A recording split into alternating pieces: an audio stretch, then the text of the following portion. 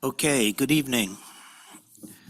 Let's call the City Commission regular meeting, June 2nd, 2026 to order. And we'll have a roll call, please. Mayor Here. Weinberg, Here. Vice Mayor Ain, Present. Commissioner Bloom, Here. Commissioner Bachman, Here. Commissioner Friedland, Here. Commissioner Cruz, Commissioner Orlinski, Here. Mr. Begis, Here. and Mr. Myers. Here. You have a quorum. Thank you. If we could rise for the Pledge of Allegiance, please. I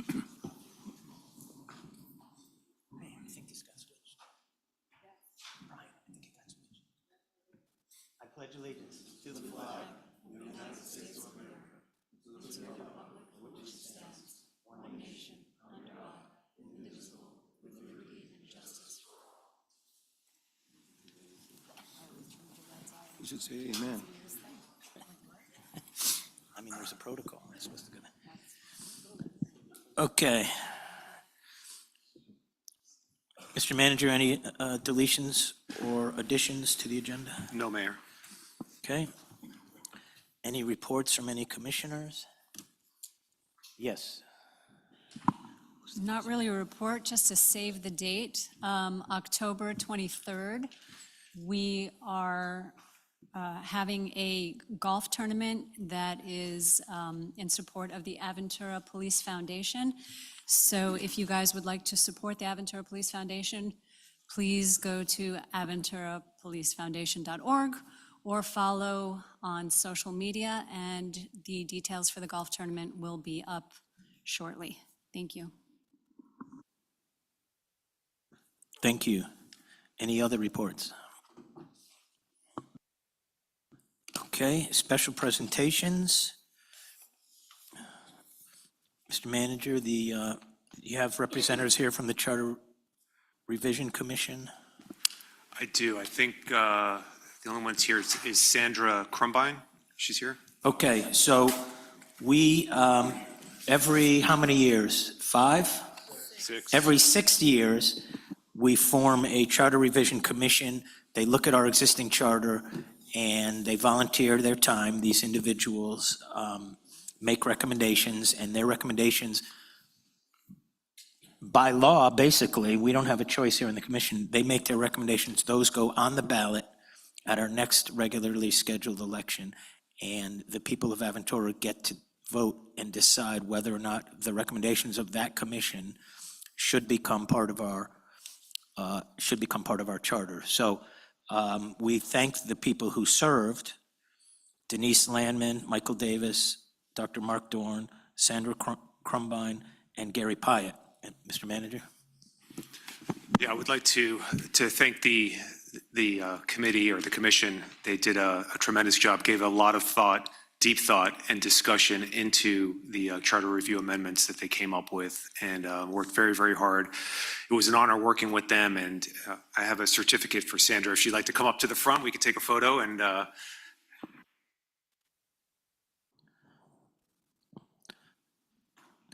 Thank you for your service, Sandra.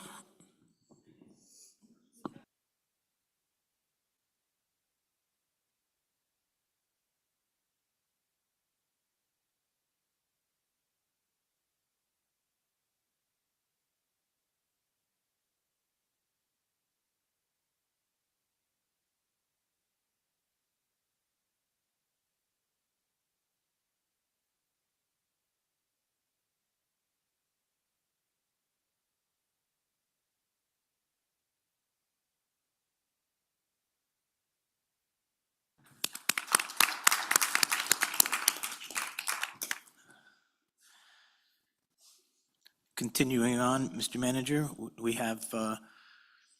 want to recognize a couple of very special police officers, detectives. yes, I would ask Detectives Ken Seeley and Sandra Marquez if they would like to come to the front to be recognized.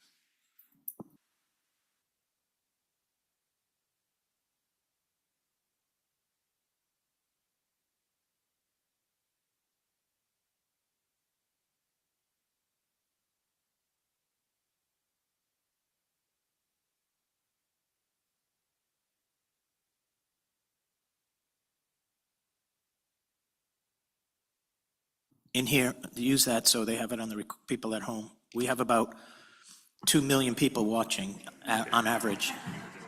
I have 3 minutes. So the detectives, Ken Seeley and Sandra Marquez, work in our detective bureau, and they focus primarily on frauds. As you can imagine, frauds are some of the most incredibly complex. They plague our community. Not only from the elderly community, there's all kinds of frauds, whether it comes from phone calls, different phone scams, credit card scams, takeovers. We've had, Sandra's worked some incredible cases where people have taken over people's deeds of their homes, extensive cases. Both of these detectives, and I want to give our chief of police kudos for doing this.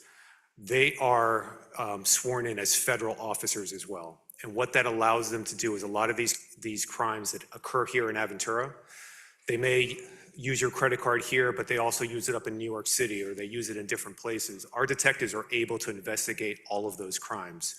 And any of those that cross jurisdictions, they're able to prosecute them federally.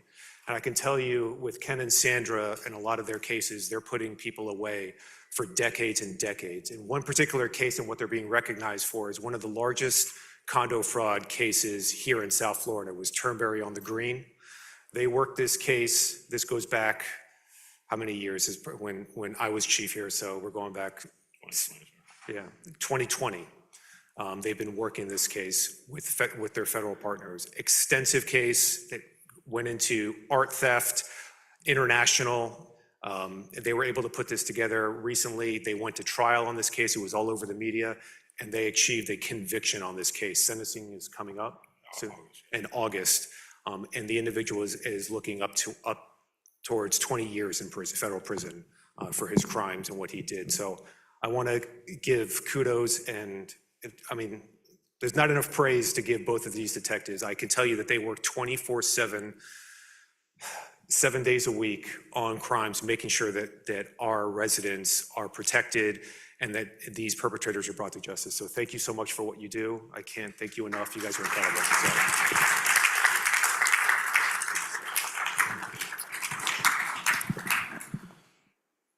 And any commissioner that wants to comment can certainly do so, but I just want to point out that, everyone with a condo board at some point thinks that their board is stealing from them or taking money under the table. I've never been in a condominium where somebody didn't make that allegation, right? It's a very thankless job, kind of like being a commissioner. But you'll hear people say, oh, the police can't do anything about it. So in our city, thank you both so much for your work. In our city, we tell you, take your concerns to the police department. We have a specialized detective bureau. It's not what you typically think of as the work of a police officer. These two brilliant detectives follow the money, and they work the cases. As you heard, that was a 5 to 6 year case, and they got the results.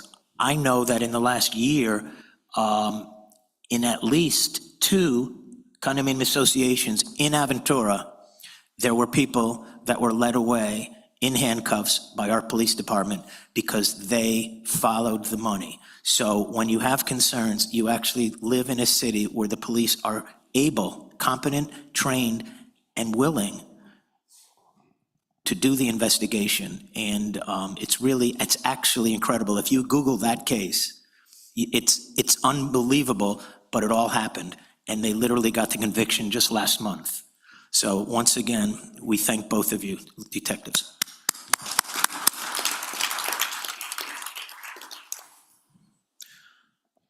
Okay, unless someone wants to say something, we're gonna move on, and we want to. I think is Steve Silverman here? We want to come on up and tell us who you are. But I know you're going to talk about Eli and the good work that all of you people are doing. And Cindy, you're very involved, and feel free to say anything you want.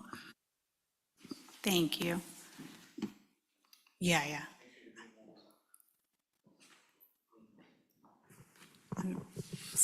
Good evening. My name is Steve Silverman. I'm here with my son Josh on behalf of our foundation, Eli's Lasting Impact.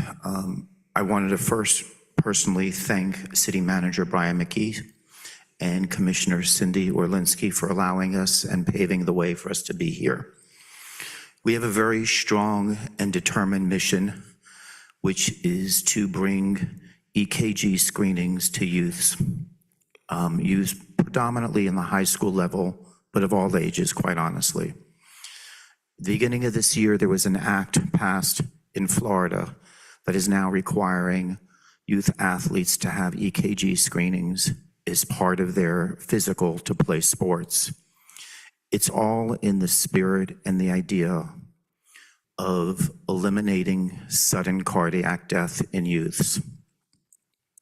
So again, with the efforts of Commissioner Orlinsky and City Manager Brian McKee, we have planned on July 28th at Don Sofer High School. Potentially a couple of the other charter high schools will be joining us to conduct 400 no-cost EKG screenings. We're taking our mission to other schools, but tonight we're talking about just the city of Aventura. So we brought a very, very short video. We encourage you to follow us on elislastingimpact.com to show the impact that we're doing to the community and to ensure that our mission is accomplished and Eli's light shines forever. So I don't know who would cue the video. I'm going to say just a couple words, and then we're going to play the video, if that's okay. Is that okay? So Eli, which Steve didn't talk about, was Steve's son and my son's best friend. So Eli was one of those people who made everyone around him feel like they mattered. For our family, he wasn't just a friend, he was part of us. He and my son Carson shared the kind of friendship that you just don't forget, kind of shape you for life, and the kind that stays with you long after someone is gone. Losing Eli has been one of the hardest things that our family and friends, and of course the Silvermans, have had to face. As all of us know here tonight, we're not alone in that. The entire community, it felt like, felt the loss of Eli. But because of who Eli was and who the Silvermans are, they have done in Eli's honor nothing short of something extraordinary. Through Eli's Lasting Impact, they are providing free cardiac MRI screenings to children, so families get a chance to catch what otherwise might go undetected and prevent the kind of loss that no family should have to endure. And with that, we present Eli's story and your video.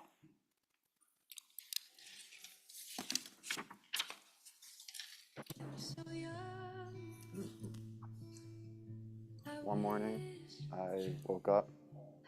My mom was screaming. I found my brother in his bed, non-responsive. It was the hardest day of my life. There's 250,000 sudden cardiac deaths a year. Certainly loss and emptiness first, and then purpose. About 48 hours before he passed, we played pickleball. My son and him were largely inseparable. I see you have a Gators thing. He convinced my son, who had gotten a baseball scholarship to play in Tampa, to leave it to go join him in the fun they were having at UF. We had an amazing home life, family, friends, sports, travel sports, football, basketball, super close to my boys. That's the environment that I grew up in. And I was fortunate enough to have the same kind of bond and relationship with him. He had a genetic issue that now is completely treatable 100%. When Eli passed, my son Josh went and got tested. He was maybe 6 weeks post my son's passing, where we were at the University of Miami with a renowned electrophysiologist for a procedure. And when they went in for the procedure, which was to be an ablation, to repair an ablation, they discovered it was a double ablation. After my brother passed away, I went in for medical testing and soon found from Dr. Sofer that I had WPW, which is also known as Wolff-Parkinson-White syndrome. My son's cardiologist, Dr. Sofer, said essentially, and I'll never forget these words, is a ticking time bomb. And through the loss of my son, and then discovering my older son through medical understanding was potentially compromised, truly was like turning our world upside down.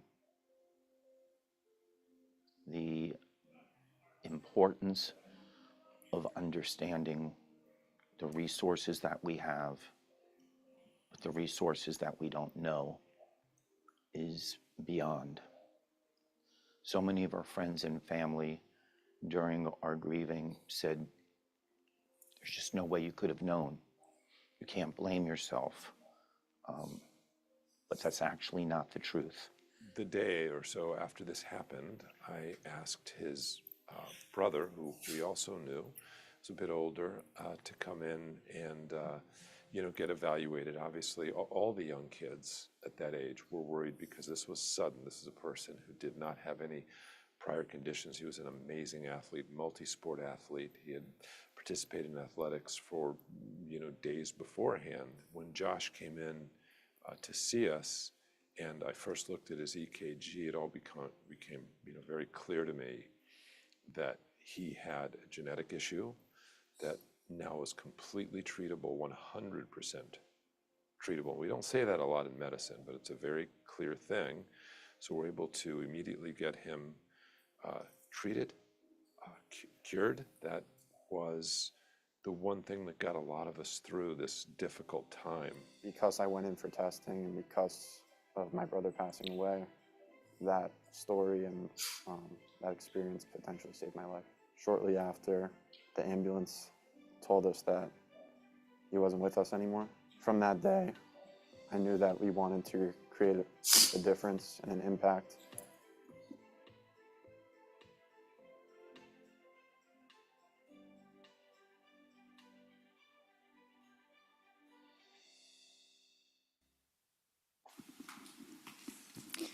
And with that, you can save lives. And that's what we're going to do at the high school. Okay, any other comments, any remarks? Yeah, I have a question. Thank you so much, Mr. Silverman. Our hearts go out to you and your family, and I think what you're doing is so commendable. I have a quick question, and maybe Cindy can answer, Commissioner Orlinsky, and that is this something that you think all kids should take, or kids with specific issues or that to have certain signs? So this is something you think should be not only local, but should really go national, correct? Ultimate goal, yes. It's been made a law. Okay. Thank you. And that's the goal of the foundation, right? To get everyone tested. Correct, to early detection, so that at all ages, doesn't matter how young. So you want to say again when the event, it will be happening here? So at Sofer High, it'll be July 28th, held at the school. And there also have ACEs is going to be participating. I don't know if they'll be attending at the high school, but they'll also have it either on campus, and Dr. Beck is here. She's been working closely with her team to work with the Silvermans to make that happen on campus for them as well. Okay, so on a personal note, I just want to let you know that whatever we can do here, and if there's ever an additional need to get the message out here in this chambers, you don't have to ask, you just tell us. You're always welcome to come here.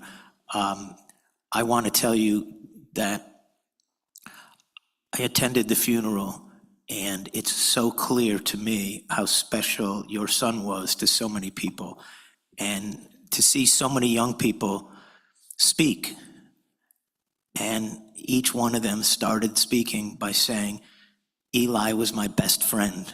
I never heard of someone with so many best friends. I was personally very, very struck by it. It's very clear. And so let's help you to make sure that he has a lasting impact, and that your foundation is very successful. So we're always here for you. And I thank you for coming tonight.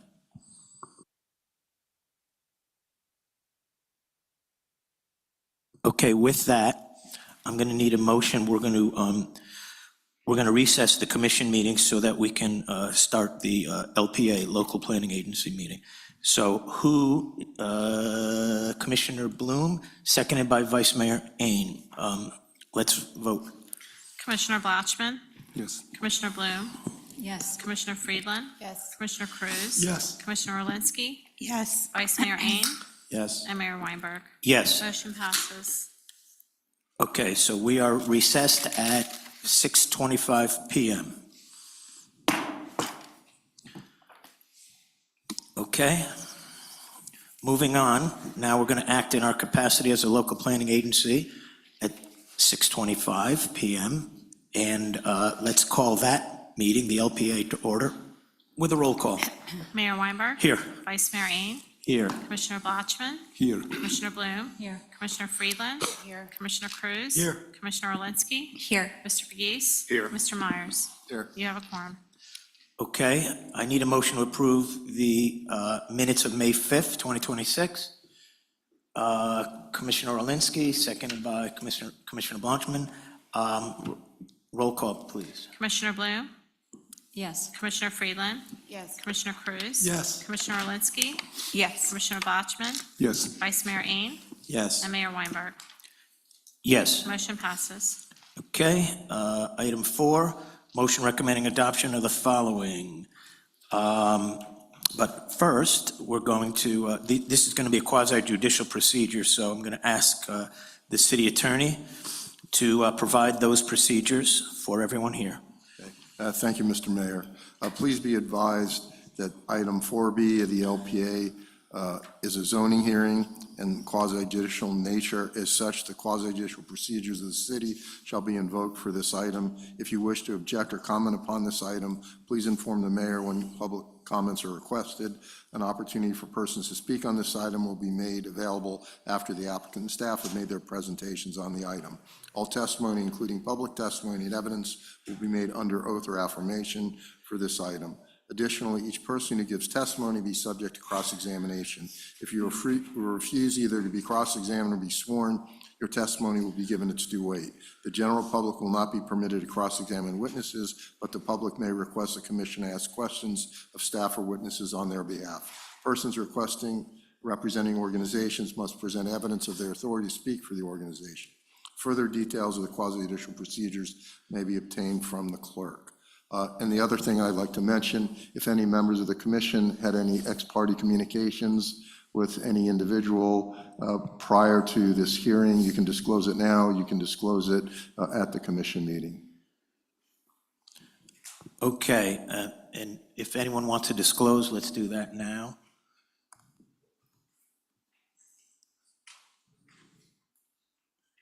Anyone? Okay. Go ahead, Commissioner Freeland. Yes, I would like to say that I've spoken to the applicant. I would also like to disclose that I've spoken to the applicant. Anyone else? Go. I also had a meeting with the applicant. I also did a while ago before it came to us, yes. Thank you. Yes, several weeks ago, I looked at renderings, potential renderings that were shown to me by the applicant. I had some brief discussions from the applicant. Like Mayor Weinberg? I think about a month ago, I saw some renderings. Okay, Madam Clerk, would you like to swear in those offering testimony? If you will be offering testimony, providing comments on item 4B, I need you to stand up, raise your right hand, and be sworn in at this time. Do you solemnly swear or affirm the testimony you're about to give is the truth, the whole truth, and nothing but the truth to help you God? Thank you. Okay, Madam Clerk, if you could continue by reading 4A. An ordinance of the City of Aventura, Florida, amending Chapter 31, Land Development Regulations of the City Code of Ordinances by amending Section 31-144C, Community Business B2 District, subsection 2, Conditional Use, to establish hospitals as a conditional use within the district, providing for severability, providing for inclusion in the code, and providing for an effective date. Okay, can I have a motion recommending adoption? Commissioner Friedland, seconded by Commissioner Cruz.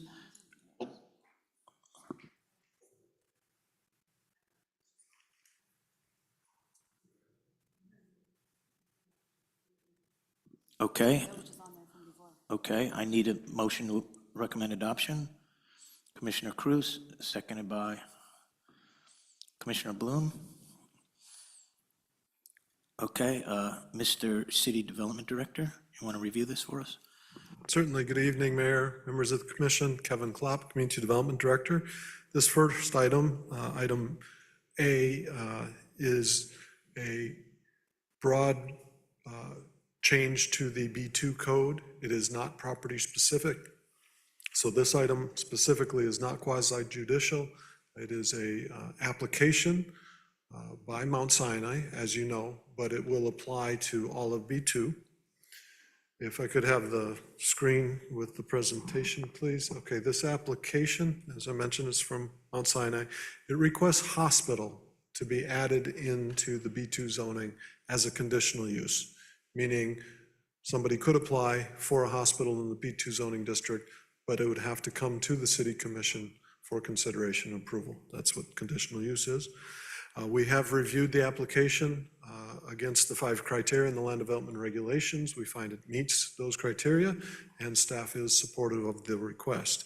I do not have a detailed presentation, but the applicant is here and has a detailed presentation of what Mount Sinai is considering. But again, this application is not about their project, but is about a broad change proposed to the B2 zoning district. Happy to take any questions. Any questions for the Development Director? Seeing none, let me open for public comment. Anyone wishing to speak on this item? Oh, okay, well, the attorney can speak if you'd like. Good evening, Mr. Mayor, Commissioners. Mickey Marrero, law firm Burke, Rodolph, Fernandez, Larkin, and Tapinas, here on behalf of Mount Sinai. We went through a pretty detailed presentation at the March workshop, and I will tell you, if this goes forward today, we will hopefully be before you next month with second reading and the conditional use that would allow this project to be entitled. So it probably makes more sense to do the full presentation then, but if you all want to see it now, it's available, and I'm happy to do it. But just to be brief, and again, we went over a lot of this at that workshop that I barely made it to because of traffic down south, but we made it just in time. The existing Mount Sinai facility right off of Biscayne was a legally non-conforming use that was approved when this was Miami-Dade County. The zoning there today, B2, doesn't even allow the use that's there. So not only does Mount Sinai have a legally non-conforming use, they could never expand or improve on that project because of the zoning restrictions. So what this does is it'll allow it to become a conforming use, and it will allow us, with the protections provided for in the ordinance and Kevin's review, to not only keep that use, but expand to be really a hospital that can serve this community. I think you all saw those drawings. It's a phenomenal project that we believe is going to be a huge asset to this neighborhood. Angel Palin, the Vice President of Development and Operations for Mount Sinai, and Rob Brown, our architect from Bermejo Architects, are also here. So again, this is first reading. We'll be back next month with second reading and the project-specific CUP request. But if you have any questions, we're here to answer those questions. And I can do that presentation now if you like. But again, it probably makes more sense next time when that is actually before you. I think so.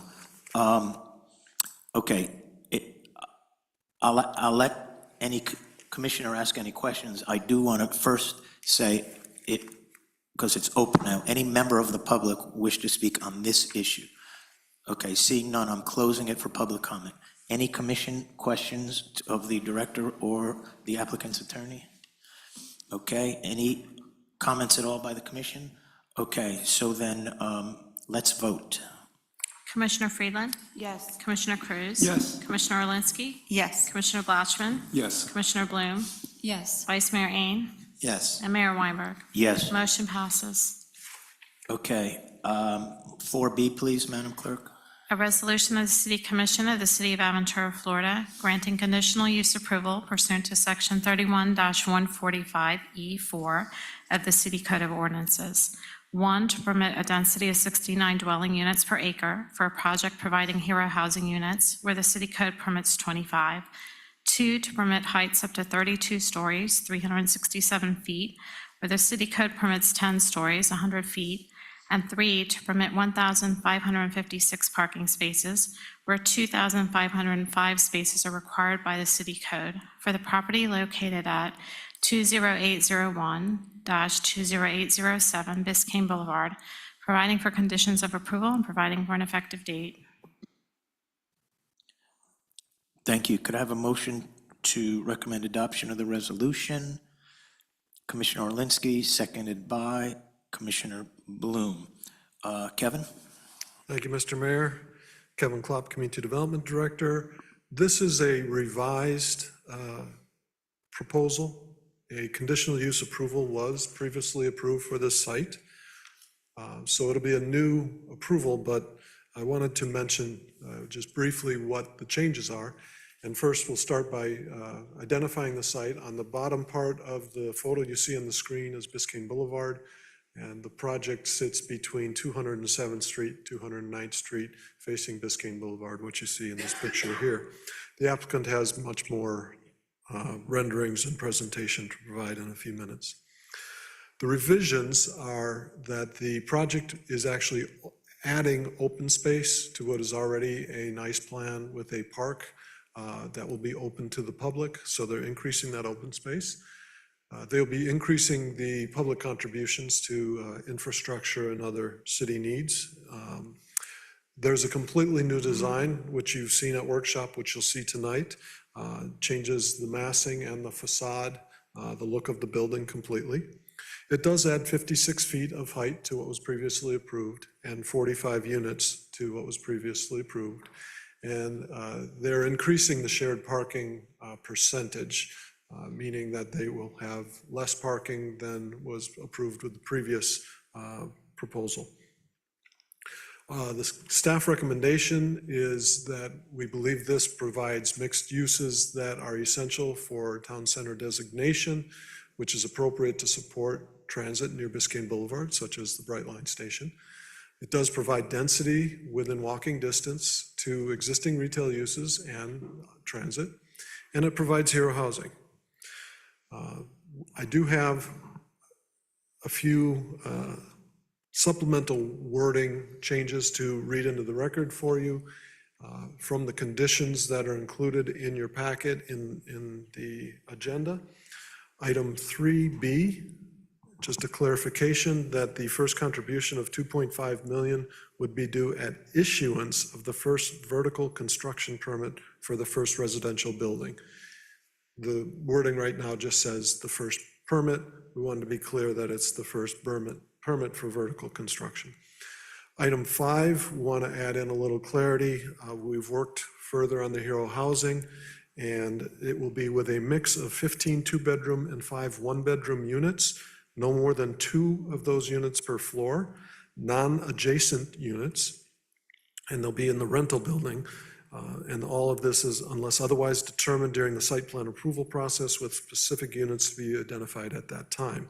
Additionally, the location and or mix of units may be changed from time to time based upon the need or demand by a mutual agreement between the applicant and the city manager or his designee. And the applicant, I believe, will come up and acknowledge they agree with the changes to the conditions. And then we'll be adding a condition 10. if ever necessary, to resolve a chronic backup of cars on Biscayne Boulevard due to the cars stopping at the entrance to the south residential building, the project will post a security guard at the location for the specific purpose of ensuring that cars do not stop or queue at this point, but instead proceed around the corner, either to the right to park or to the left to use valet or drop off pickup passengers. In the event that the project does not provide the security guard determined necessary by the city or otherwise implement a resolution, the city will provide one and recoup the cost for the project. This was a condition that we had worked out when we were still concerned about some of the valet and the traffic. They've made amendments that satisfied us, that we're not concerned about the valet and the traffic anymore, but they agreed that this condition can still be placed in the approval because they're confident there will be no problem, and also if there is a problem, they would want to solve it just as well. So with those three changes to the condition, I do want to say we reviewed the application, the proposal against the 7 criteria in the land development regulations, and staff is supportive of the project. And with that, I will bring up the applicant's presentation and turn it over back to you, Mr. Mayor. Yep. Should be at the beginning.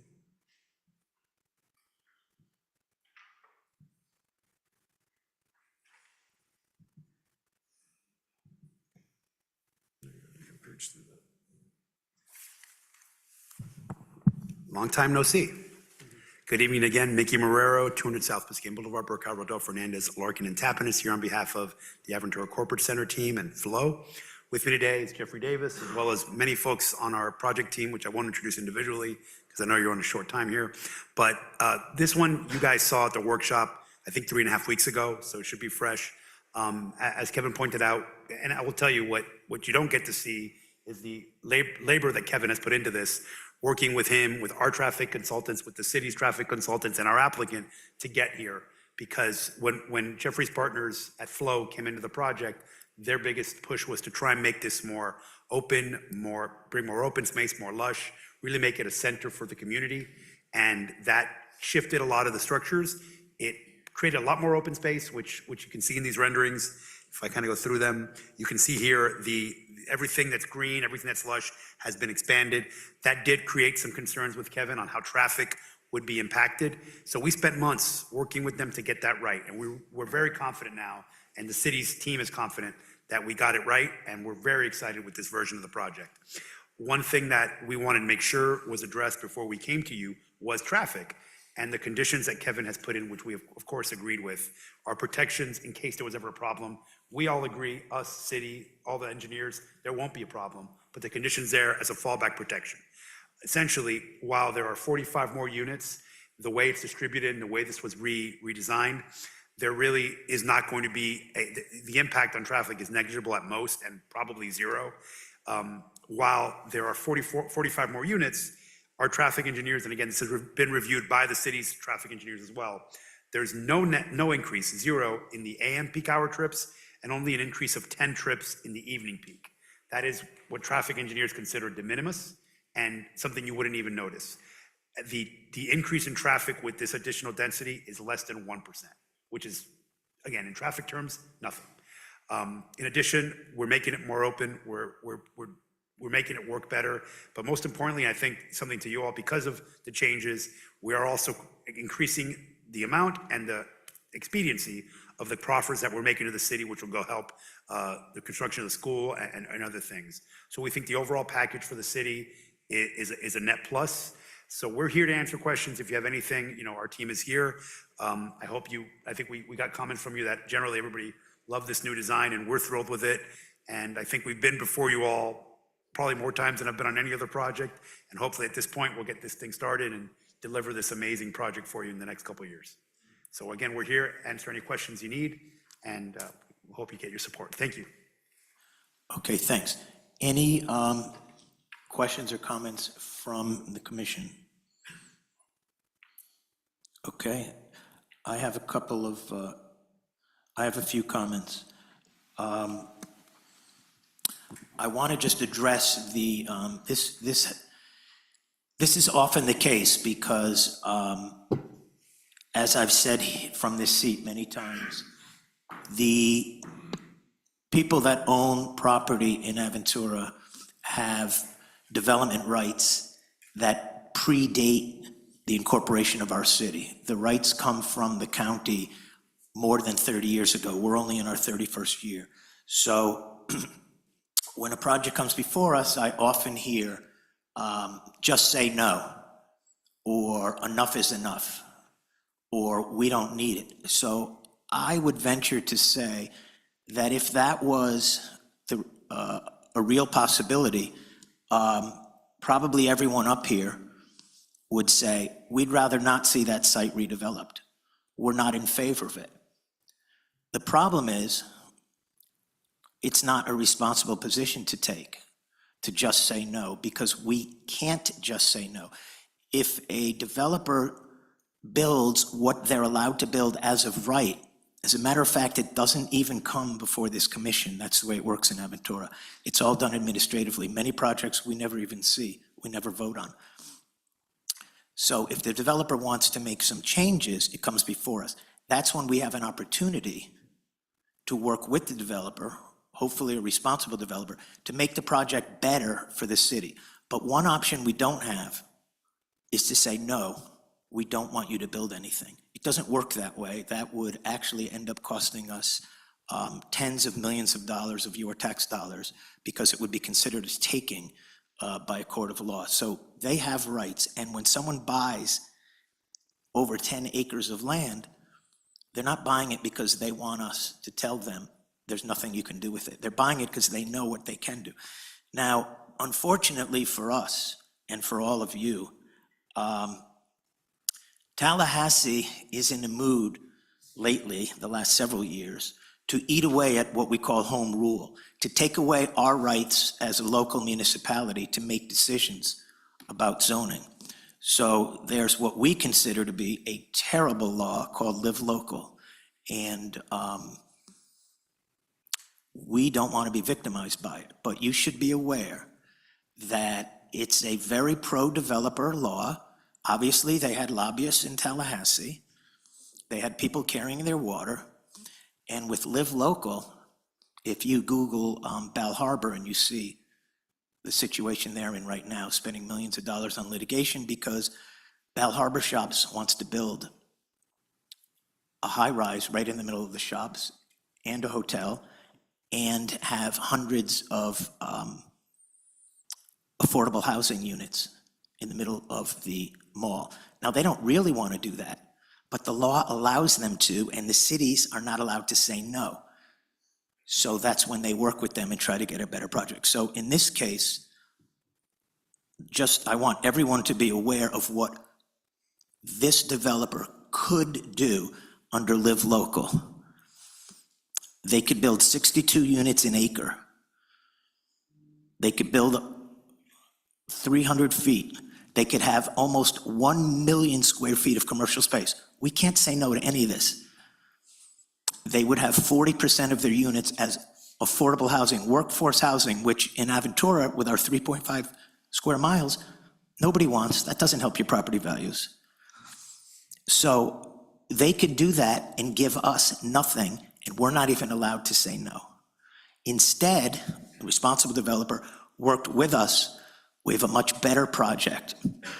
Instead of affordable housing, they're going to give us 20 units of hero housing, which is only for our teachers and our police, not anyone from outside our city.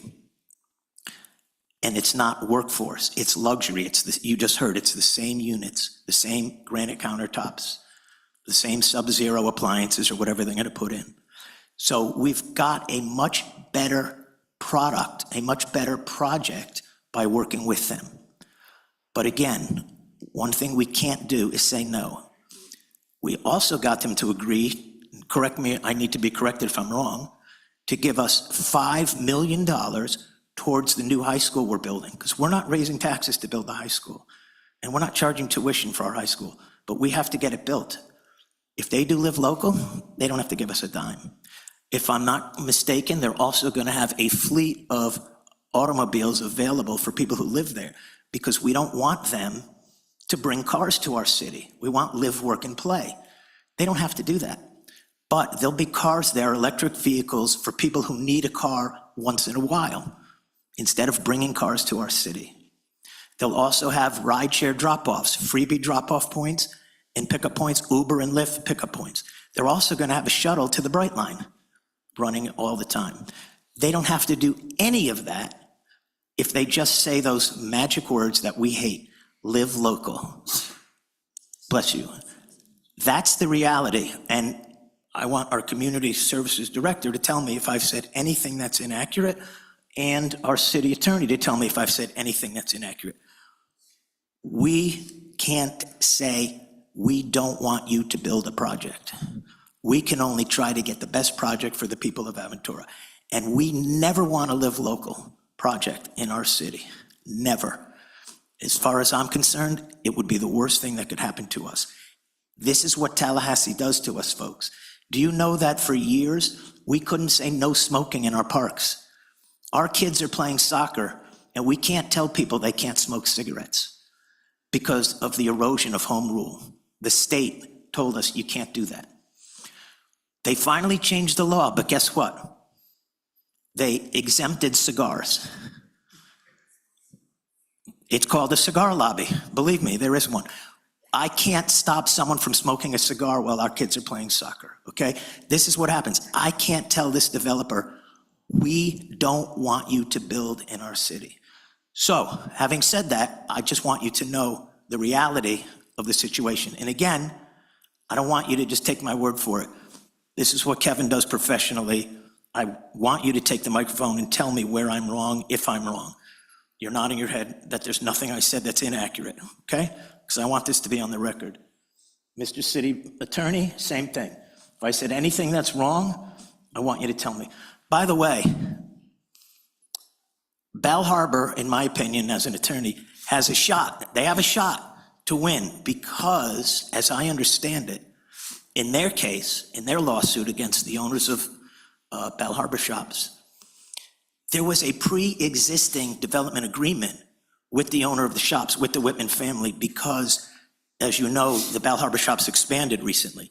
So they might be able to hang their hat on the fact that they have an existing development agreement, so maybe the live local rights were waived by the developer. I don't know, but they may have a shot. But this is bad, and we go every year to Tallahassee to try to get them to reverse this. This is not a good thing for us. However, having said that, this is a good project, and to Kevin's credit, he made sure that all the traffic will be on site. And we don't have street parking, we don't have meters in Aventura. The idea is for people who are gonna buy there or rent there, that they don't have cars. We don't need more cars in our city, we all know that. Anyway, I think you get the point. Yes? I would like to add to your comments, Mr. Mayor, that the fact that we can interject made this project what it is today. I have seen renderings in the past that gave me some acid reflux. And I want to commend Kevin Klopp for making this project the way it looks, and to the developer for listening and to allow us to bring these comments, because now you have a project that is magnificent, in my opinion. So also it's with green areas and a lot of nature, and it's a combination of everything that I think it makes this city what it is, the city of excellence. Thank you. Thank you. And again, it's easy. I could say no, and then I can go tell everyone that I voted no, because it's not the right thing to do for the people of Aventura. That's just grandstanding. Because be careful what you ask. I say no, and he says live local. We lose. Anyone else? Comments? And then I'll open it to, okay, sure. Just a quick silly comment. We're talking a lot about the open green spaces. I just want to throw it out there to the architects, developers, everybody. Please, no park benches. Thank you.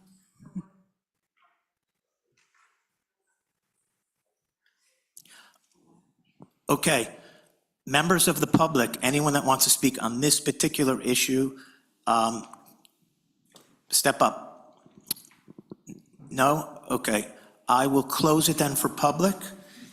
No other commission comment, in which case we'll vote.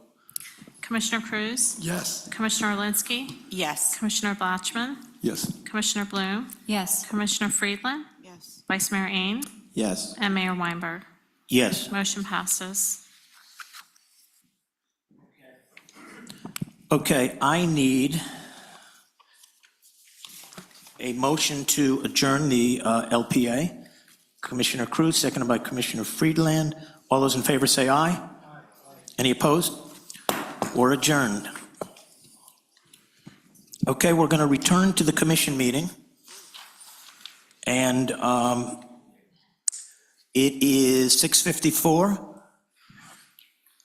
Let's call the roll, make sure we're all still here. Mayor Weinberg? Still here. Vice Mayor Ain? Present. Commissioner Blatchman? Here. Commissioner Bloom? Here. Commissioner Friedland? Here. Commissioner Cruz? Here. Commissioner Alinsky? Here. Mr. Begis? Here. Mr. Myers? Here. You have a quorum. Okay. Any item need to be removed for discussion from the consent agenda? Seeing none, I'm asking for a motion to approve the consent agenda. Commissioner Bloom, seconded by Vice Mayor Ain. How does that sound? Vice Mayor, you like that? Let's vote on the consent agenda. Commissioner Alinsky? Yes. Commissioner Blatchman? Yes. Commissioner Bloom? Yes. Commissioner Friedland? Yes. Commissioner Cruz? Yes. Vice Mayor Ain? Yes. And Mayor Weinberg. Yes. Motion passes. Okay. Item 7, this is quasi judicial. Mr. City Attorney, will you repeat yourself? I wish I didn't have to, but the law requires me to repeat myself. Please be advised that item 7B on the commission agenda is a zoning hearing and is quasi-judicial nature. As such, the quasi-judicial procedures of the city shall be invoked for this item. If you wish to object or comment upon this item, please inform the mayor when public comments are requested. An opportunity for persons to speak on this item will be made available after the applicant and staff have made their presentation on the item. All testimony, including public testimony and evidence, will be made under oath or affirmation for this quasi-judicial item. Additionally, each person who gives testimony will be subject to cross-examination. If you refuse either to be cross-examined or be sworn, your testimony will be given its due weight. The general public will not be permitted to cross-examine witnesses, but the public may request the commission to ask questions of staff or witnesses on their behalf. Persons representing organizations must present evidence of their authority to speak for the organization. Further details of the quasi-judicial procedures may be obtained from the clerk. And I should also mention that if you had ex-parte communications which weren't disclosed during the LPA meeting, you can disclose them now if there are any additional ex-parte communications that you didn't mention at the prior meeting. Okay, thank you. Now, I'll ask the clerk to swear in anyone that may be giving testimony. All right, if you will be speaking on item 7B, I need you to stand up, raise your right hand, and be sworn in at this time. This is for item 7B. Do you solemnly swear or affirm the testimony you're about to give is the truth, the whole truth, and nothing but the truth, so help you God? Thank you.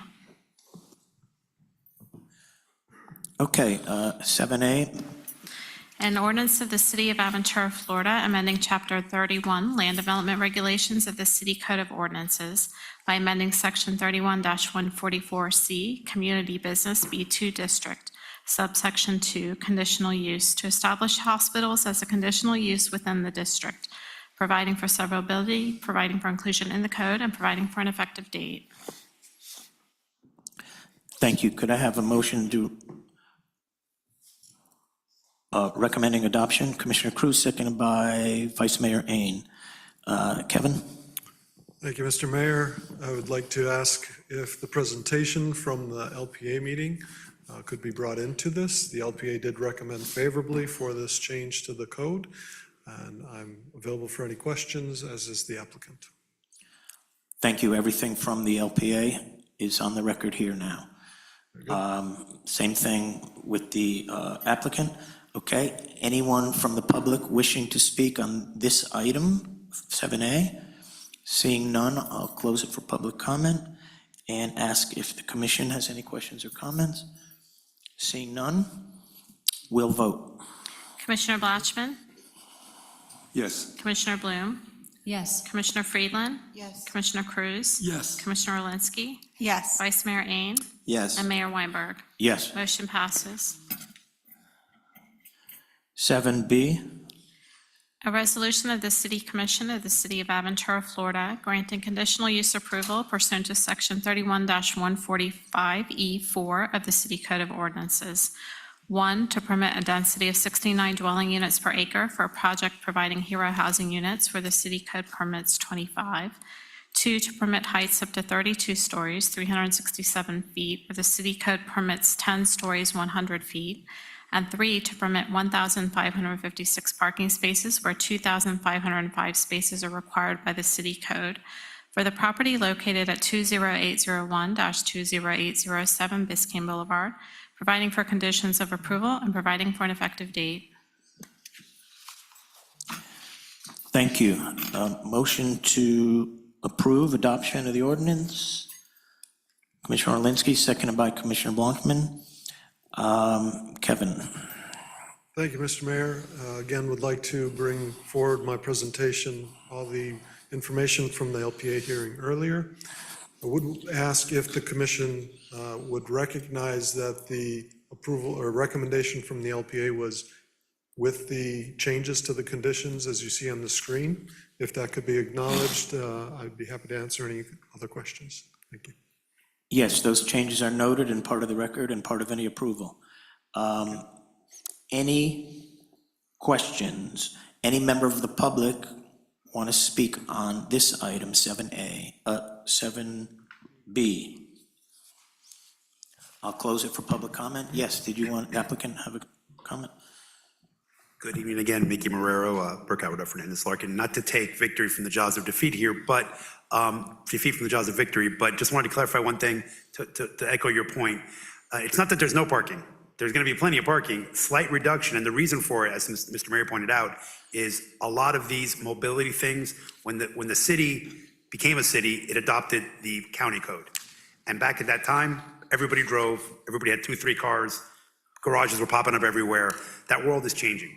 We all have cars, but we're all using Brightline, we're all using Uber, we're all using freebies, so that's changing. So there will be less parking that's required in your code. And one thing that Kevin and I have spoken about in the recent few months, you may be seeing in the future some reductions in your parking when applicants do take on those measures. Because we see in our world, the more and more mobility becomes the way of the future, the less garages we need taking up space. So this project is kind of a leader in that. And I just wanted to clarify that for the record. With that, we again appreciate your support. And again, any questions you have, we're here. Thank you. Understood. I'd like to see people move to our city without cars. That would be wonderful. Okay. Again, any member of the public wish to speak on this item? Yes, I have one. Come on up. Name and address. My name is Marjorie Rosenblatt. I live at 19333 West Country Club Drive, Aventura. I have a question about this no cars. Can you answer that? Sorry. Comment to us. We're not asking questions of the attorney. I was sitting back there trying to figure out, with all the housing, how do you tell people they can't have a car? Okay, you want? I'll answer it. Thank you. Are you done? I am. Okay, thank you. And I'll ask if he wants to answer it for you. Yeah, I think it's not that there's no, and again, Mickey Marrero for the record, it's not that there's no cars. There will be cars. There's like over 1,500 parking spaces. Yeah. It's just that because we're providing all these other mobility measures, we're asking for a reduction in what would have been the required parking. But our parking study and our traffic study confirms that with the mobility measures that the mayor spoke about that we've all agreed to, not as many cars will be needed. There'll still be more than 1,500 spaces. There will be cars, just less than would have been required had this project come in like 10 or 15 years ago, before Uber, before the Brightline and those things. And to your question, Marge, if somebody is interested in purchasing a condominium there, and they say, where is my parking space? And they say, you don't have a parking space, then that person is probably not the right fit to purchase a condominium there. And that's the idea. Someone who doesn't own a car, doesn't feel they need a car, for example, My children don't have cars. They live in an urban area. They don't own an automobile. It's a tremendous relief to them that they don't need a car. They use rideshare or public transportation. So someone who says, where do I park my car? Where is my space? And they say, that unit doesn't come with a car, doesn't come with a parking space. That's not a good purchaser, right? They're not going to buy there. That's the idea. Thank you. Thank you. Okay, any other member of the public? Okay, then I'll close it for public comment. Any commission comment on 7B? Yes, Commissioner. In this day and age, and after COVID, a lot of young professionals that move to new condominiums like this one with a lot of amenities live and work from the site, so the requirement of transportation happens, but less frequent. And to the best of my knowledge, they're providing transportation to the Bright Line. So if they have to go to a meeting in Brickell, they take the train and go back and forth. And they also are, to the best of my knowledge, providing some ride-sharing options for those who choose not to have a car and still need to go. And we still have the freebie in the city of Aventura, and we also have the option of Ubers. So that is why this seems to be a next century type of project where you have all the amenities that the city provides and all the technologies that are coming these days that are available to all of us. Thank you. Thank you. So while I'm trying to keep silent, I do have to agree with the resident that spoke up. I think that it is 949 spaces less than what is required under our code. And I do have a lot of issues with the project. However, I did listen very carefully, and I'm very unfortunately familiar with Live Local, and that makes a lot of my decision. But I'm not going to tell you that this is necessarily the perfect project for our city. It just may be better than some other options. So I do hear our residents and their concerns, and I just want to put that on the record too. Any other comments by the commission? Okay, if not, let's vote. Commissioner Bloom, Yes. Commissioner Friedland, Yes. Commissioner Cruz, Yes. Commissioner Orlinski, Yes. Commissioner Blatchman, Yes. Vice Mayor Ain, Yes. and Mayor Weinberg. Yes. Motion passes. 8, Madam Clerk? An ordinance of the City of Aventura, Florida, amending Section 14-62 registration of Chapter 14 of the city's Code of Ordinances to eliminate the requirement that contractor registration be done in person, providing for severability, providing for inclusion in the code, and providing for an effective date. Motion to approve, Commissioner Friedland, seconded by Commissioner Blanchman. Mr. Manager? Thank you, Mayor. Again, this is second reading of an ordinance to amend Chapter 14 of our code. And this is to eliminate the requirement for contractors to come in physically in person to our building department to register. This allows them to register online, and it's in line with our efforts to modernize our building department. And I can tell you that this item has been very well received, and the public and the contractors are very much looking forward to this. Okay. Any member of the public wish to comment on item 8? Seeing none, I'll close with public comment. Any member of the commission have a question or a comment on this? Yes, Vice Mayor.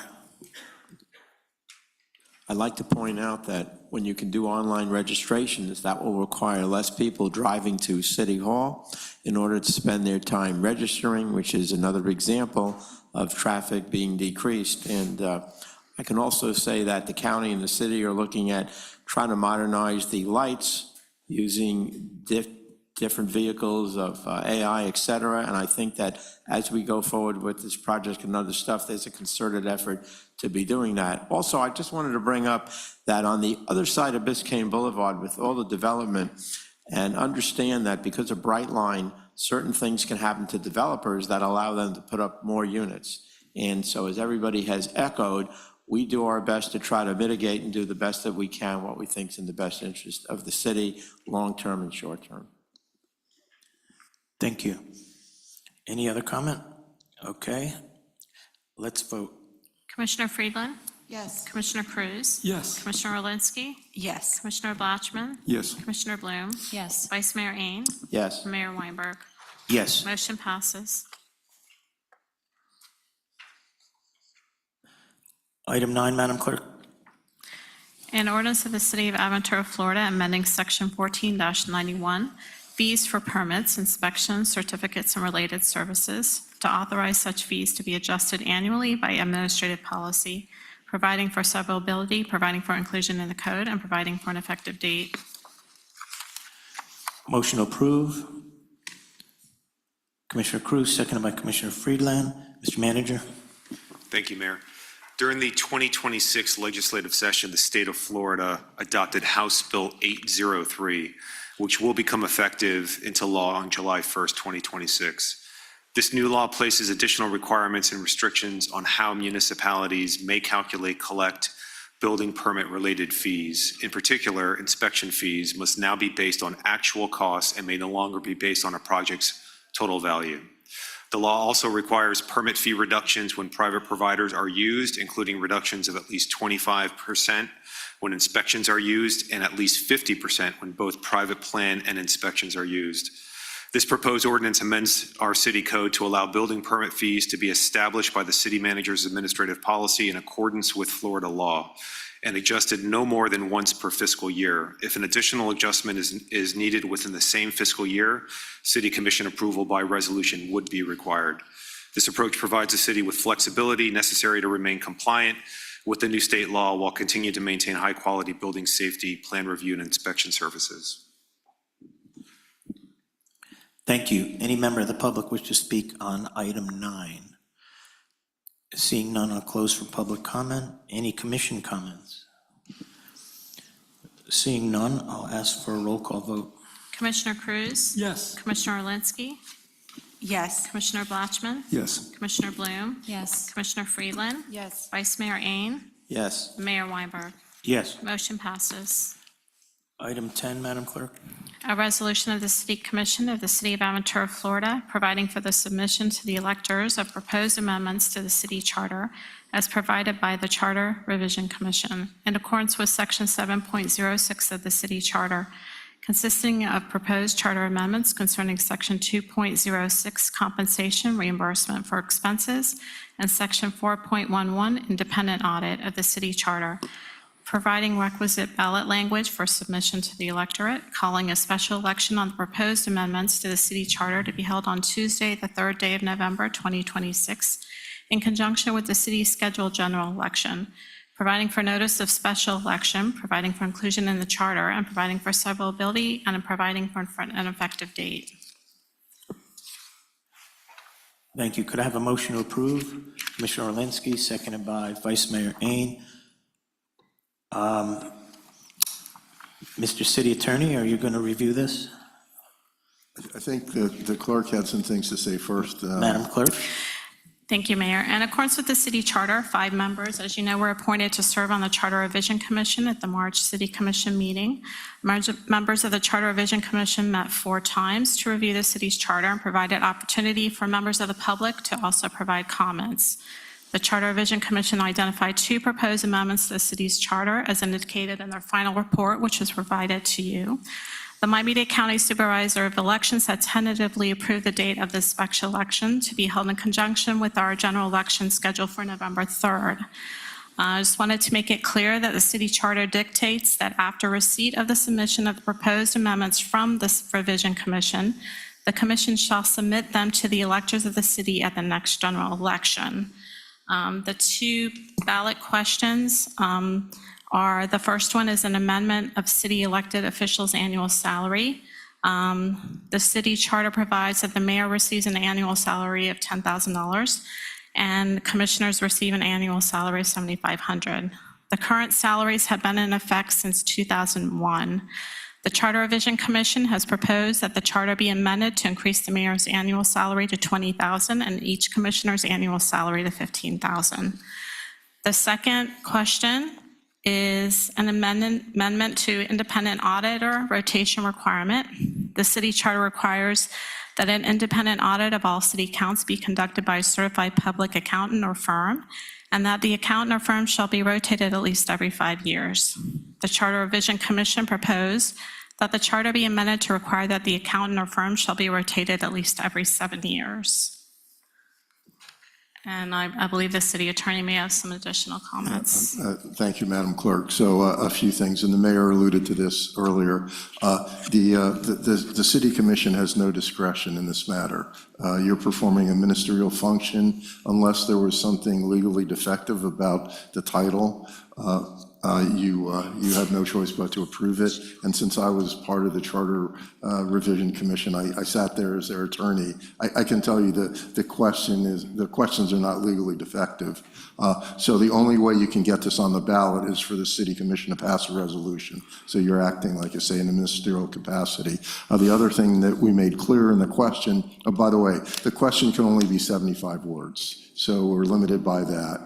And it's clear in the question that this proposal is coming from the Charter Revision Commission, not from the City Commission. The other thing I would add, it's really, I don't know if this is something up for the city manager to consider, but you have the right to I guess, educate the public about the ballot questions, as long as the education is purely factual. You can't offer an opinion, you can't advocate for or against, but factual information can be included in any sort of materials that you release to the public. Similarly, the questions that are in front of the voters, everything in there is purely factual. The question cannot contain anything that advocates, for the adoption of the ballot questions. So if you read it carefully, as the clerk did, you'll see everything that the Charter Revision Commission came up with that's drafted is factual. Any questions about the process? Just something doesn't seem to make sense to me.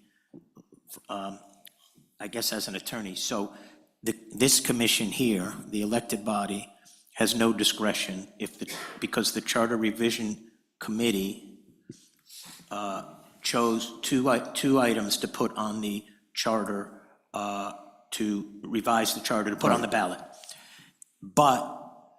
So we can't say, no, we don't want those on there, correct? That's correct.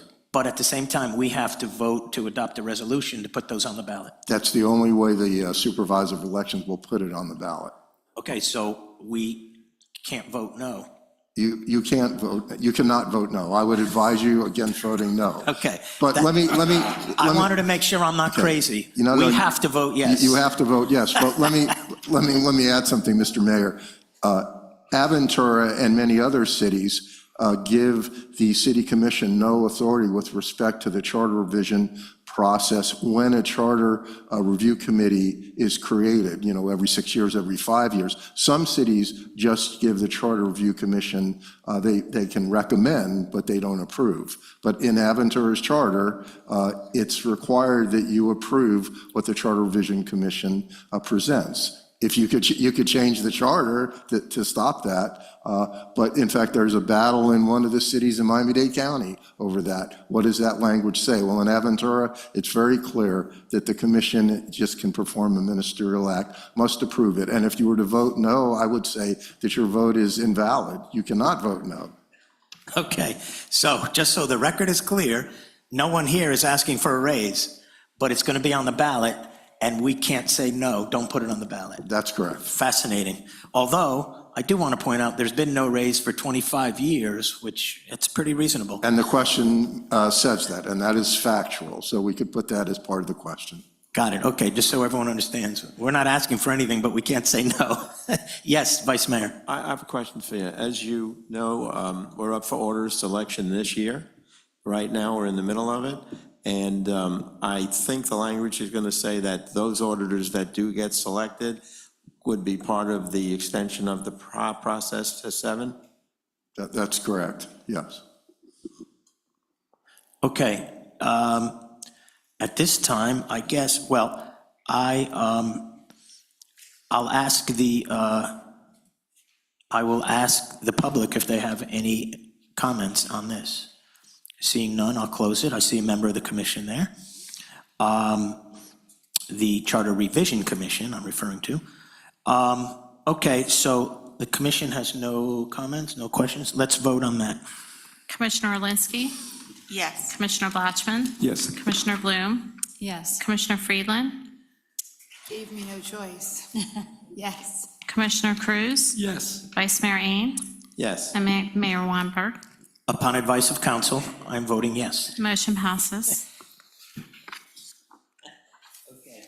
Any staff reports, manager, clerk, attorney? Seeing none, I will ask at this time if any member of the public would like to speak on an item that's not on the agenda tonight for 3 minutes. Once again, I will ask that you can come forward. You could tell us we're great. You could tell us we suck. If you want to come forward, don't all come up at once. Anyone? Okay, so now, come on up, but now I'm going to have the city attorney read the rules while you're coming up. Mayor, you sort of explained it, but at this point in time, you have the speaker can come up and speak for 3 minutes on matters that were not otherwise handled earlier on the agenda. It's not a back and forth between the speaker and the commission. It's just a time to make comments about whatever item you think is within the jurisdiction of the city that hasn't been addressed so far. Thank you so much. I'll do my best to do it in 3 minutes. I'm going to read. Your name and address, please, first. My name is Iris Adivi. We live in Aventura Lakes.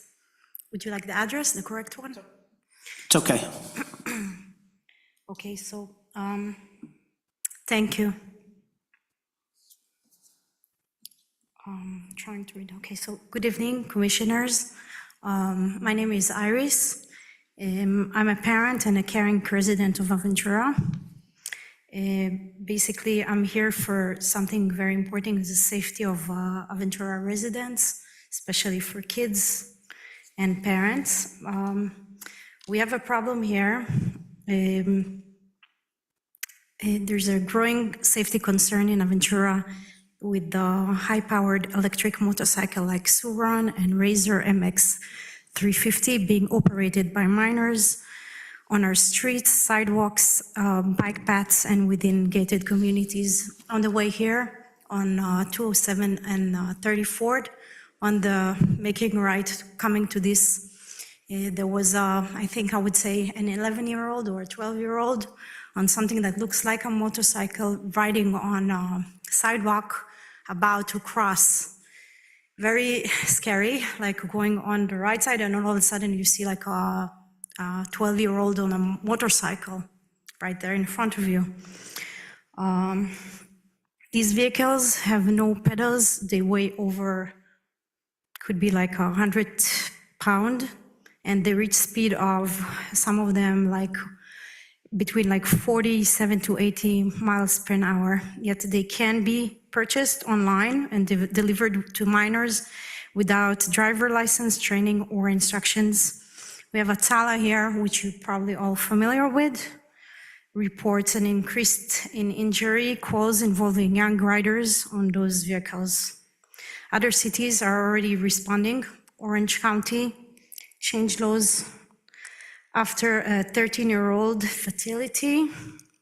Weston began stricter enforcement only after a tragic pedestrian incident.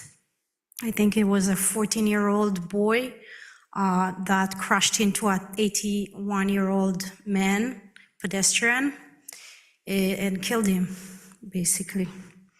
I'm respectfully asking Aventura to act with this. There is, in my understanding, there is ordinance gap. I reviewed the ordinance number 2026-04 that was passed with Commissioner Gustavo Blatchman to a neighbor of mine. Done? Go ahead, finish up, but go ahead. Okay, thank you.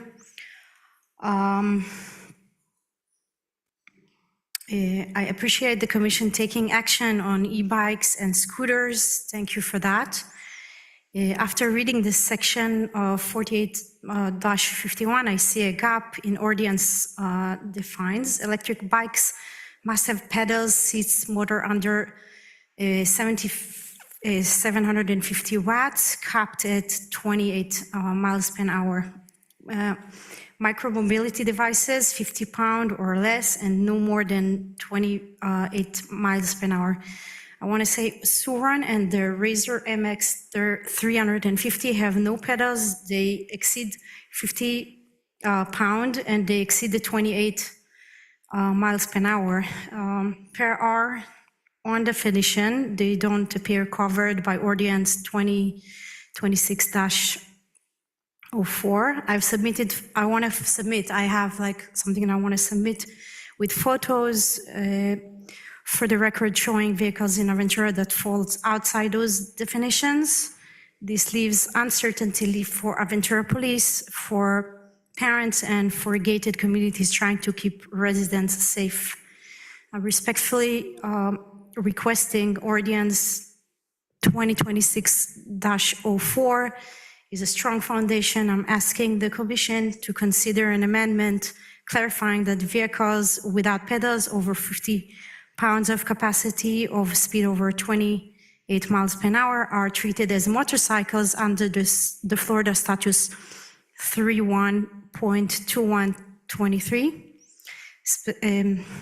specifically restricted to sell to individuals under the age of, I'd say maybe 18, restrict use on street sidewalks, bike paths, parks, and within gated community unless restricted and insured per state law.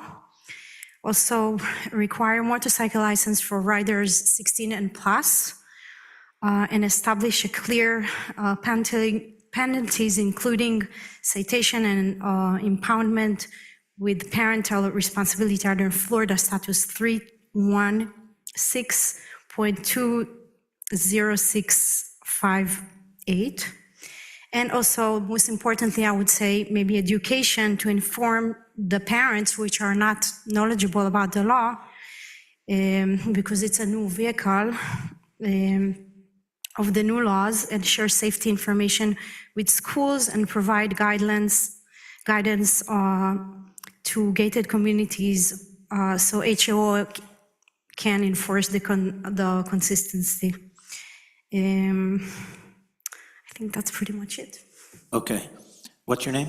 My name is Iris Adivi. Hi. So thank you for coming. Thank you for allowing me to speak. I want you to know that everyone up here shares your concern. That's why we have a new ordinance. I probably call the manager 3 times a week on this specific issue. Today, I just sent him the Sunny Isles ordinance that just started on June 1. I'm a walker. It's a huge problem. It's a very dangerous problem. There was a head-on collision on the Queensboro Bridge in New York 2 days ago where an e-bike and a bicyclist in the bike lane had a head-on collision. They were both killed. It's my worst nightmare, and I am actually in the middle of writing the script for a video that I'm going to do for our social media, and I'm actually admonishing the parents that would allow their children on these vehicles. I can't even comprehend how, with no helmets.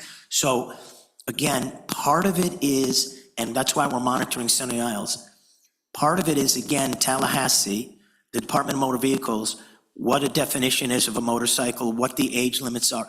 We don't know for sure what we can or can't outlaw.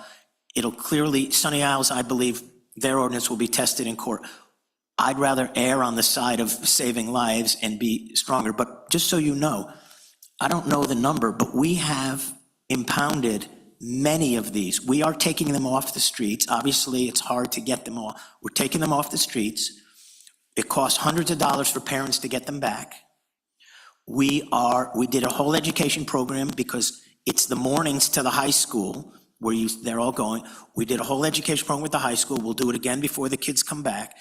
I'm pretty sure we'll be amending and strengthening our ordinance, but we agree with you 100%. It is a huge problem. And again, we're faced with a situation. When they're on the sidewalk, they're a danger to pedestrians, to the elderly, to someone walking their dog, to someone pushing a stroller. When they're on the street, they're a danger to themselves. Do you want them on the street in between cars? So it's a rock and a hard place. Is the answer to outlaw them entirely? Well, I don't know, maybe, but clearly, someone that's younger than 16 and riding on something with the power to kill is not a good recipe. We all agree, and we take all the suggestions we can, and our police department is well aware of it. And I would say, in the private communities, behind your gates, you guys make all the rules you want. Go ahead and outlaw them. You can set any rules you want in your own associations, okay? We don't. It is hard, it's hard because the laws are not clear on that, and that's the reason why parents actually purchase those things. Let me tell you something, in our community, we have the small ones, and people with like a 4-year-old, 5-year-old, 6 years old ride those things. So again, in your gated communities, your condominium or homeowners association can make your own rules with regard to that. Without the support of you, it's hard to go and even Okay, but I'm just tell them telling you, that. I'm just telling you that legally, you can do it, okay? You can make rules that are more restrictive than we might be able to in your private community with your association. Mr. Attorney? No, I mean, that's absolutely right, and state law limits, the jurisdiction that the city has over roadways and streets and Right, sidewalks. your streets are your streets, inside your community, okay? Anyway, outside of that, we continue to work on it. I am so frustrated when I walk and they come up behind me, I can't hear them. Very dangerous. And I feel the breeze where if they hit me, we're both gonna get hurt, okay? 100%. And they're young enough to not make good decisions. We all agree with you. Any other commissioner who wants to comment, you're more than welcome Yeah, to. I live in Williams Island, and the whole island has been addressing it big time. We're all over it as well, and it's a problem. So we've been addressing it in our community. I just want to add, I live in the Point, and I'm very familiar with Aventura Lakes, and I have 4 kids, and they all want to ride on their friends' motor scooters with electric bikes. But the mayor's correct. Within the Aventura Lakes community, your HOA can make their own restrictive laws. In the Point, we have a speed limit that's 15 miles per hour. That's not the same as the speed limit outside the community. And they just put up signs. They are fining people for going above the speed limit. They have their own speed cameras in our community. So I would highly encourage Aventura Lakes and any other communities to ban or outlaw these electric bicycles, motorcycles, whatever you want to define them as. And maybe if the children and parents know that they have to walk them out of the community, it'll, reduce the number that are purchased and bought and used. I think is that's it- a powerful message. All of us living in different communities should kind of encourage them to consider.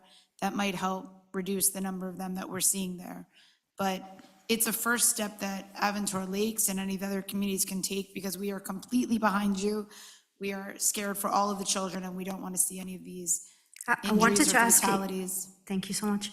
I May wanted to I ask if say- in the power of the city, because there's no legislation exact for that, you have the power to maybe ban sales in Aventura for like minors. They can come with their pocket money and go buy a Suron and come back home with a powerful vehicle. But I'm not familiar with any Aventura location actually selling these in our city. Even if you They're just buying like- them on if- Amazon, they're buying them They also online. buy them in location. I wish I could show you pictures. There's like little kids at the age of 5 and 6 riding those things.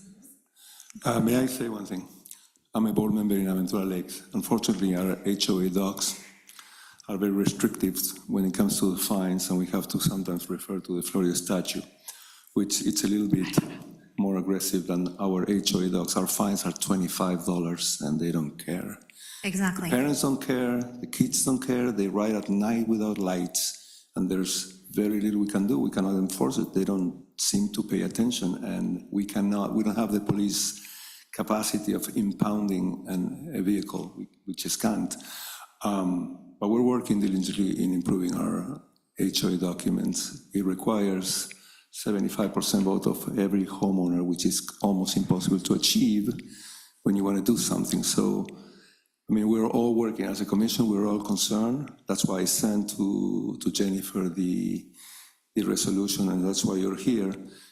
We heard you. Actually, our mayor today sent us, all of us, some requirements to make it 16, the legal age for use, which we hope we can. I don't know that we can, but I hope that we can. We're working with our city attorney saying, you see, some of our members in the commission are attorneys. I am not one of them. They know the law better than and even they know the law. We have an attorney in the city that tells us what we can or cannot work with. He drafts the resolutions. But as a HOA board member and as a city commissioner, this is one of my biggest concerns because people get hurt. I walk on Shabbat, and at night, it becomes dangerous in the circle, it becomes dangerous in 34, it becomes dangerous in 213. There's no lights, there's not enough lights, and kids come flying with those scooters. So we hear you, we are aware, we know, and we're working on it. And we have an education campaign going in the schools, the police is there, we demanded helmets to be used, and we want to do everything within our power and more. And even if we have to go to Tallahassee and advocate for new legislation, we will. So that's all. Thank you. I have a question to the city attorney, if I may. You ask me, and then I'll ask him. Okay.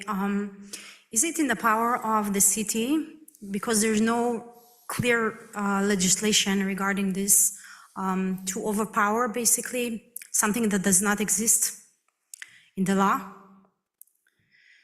It would have to, you'd have to tell me you'd have to tell him specifically what you're referring to. Like, if there is no law, or maybe there is some, I don't know if you know the law. I mean, like, the majority of the problem is that parents don't know the law. And even in the Weston case, the policeman that stopped that kid, he was a 14-year-old, he told the mother, I don't know what's the law, but it looks to me that this is dangerous. Please advise your son not to ride it.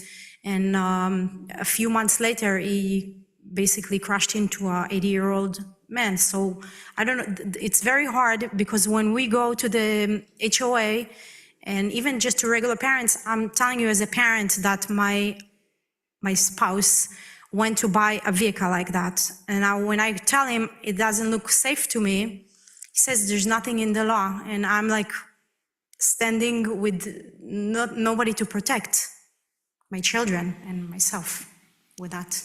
Mayor, may I say something? Sure. I know she has a lot of questions and there's a lot of details. I'd be more than happy, myself or the police chief after the meeting, we can address a lot of these specific questions. Meet with the manager, he and the police chief, one or the other, they are on this. We know this is a huge issue. So however they can educate you, and then you can educate the others.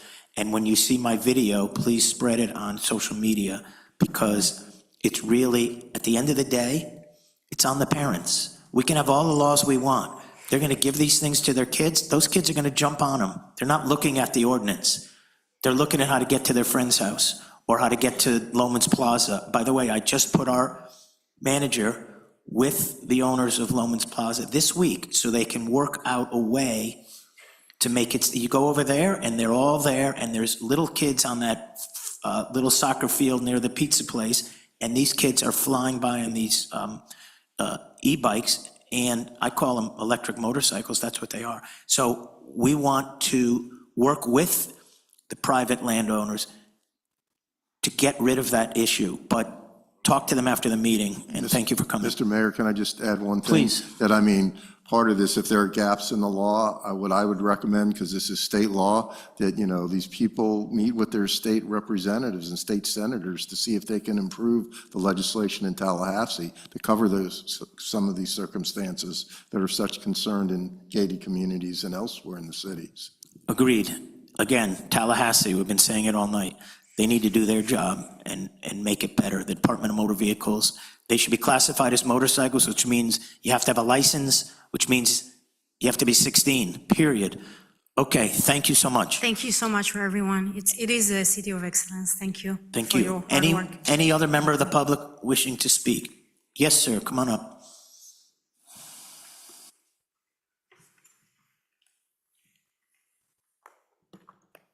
Hi, everyone.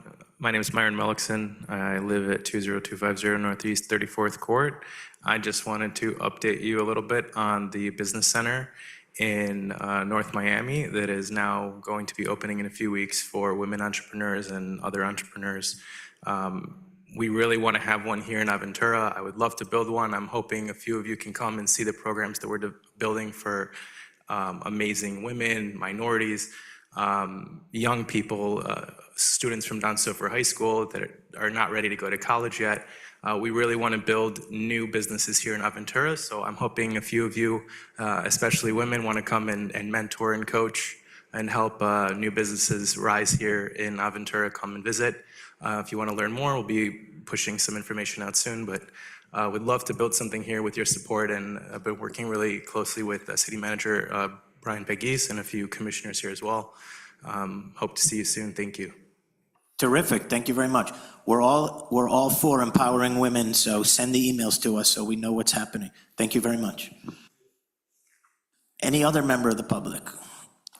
Okay, then, if there's no other business, I'm going to entertain a motion to adjourn. Vice Mayor Ain, seconded by Commissioner Bloom. All those in favor say aye. Any opposed? We are adjourned. Thank you, everyone.